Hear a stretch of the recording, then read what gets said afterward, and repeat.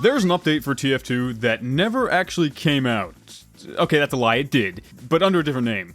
In the summer of 2015, Team Fortress 2's Gunmetal update came out, and the second page announced a whole bunch of balance changes that were coming with that update. But something interesting happens when you remove the .php from the second page's URL.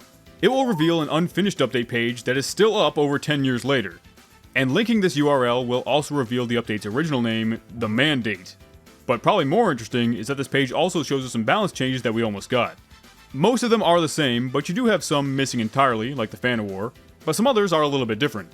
Like the Tomislav was originally only going to have the accuracy bonus without also having its spin-up speed buffed. And I'm very glad they changed that one, because 10% faster spin-up speed is basically nothing. The Shortstop was also originally going to have its ramp-up buff to match the rest of Scout's primary weapons, going from 150% to 175%, which would increase its max close range damage from 72 to 84. It's a buff for sure, but it seems to go against the Shortstop's mid-range design. Gunmetal was the update that massively buffed the Scorch Shot, and originally, hitting burning players with it was going to invoke extra damage on them, whatever that means.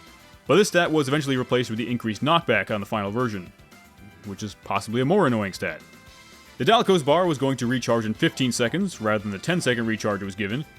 The Airstrike is missing its nerf to self-blast resistance, though funny enough, that was a hidden stat on the Airstrike prior to Gunmetal. And lastly, the Vaccinator was going to get a stat that allowed it to build a bit of uber off of proper resists.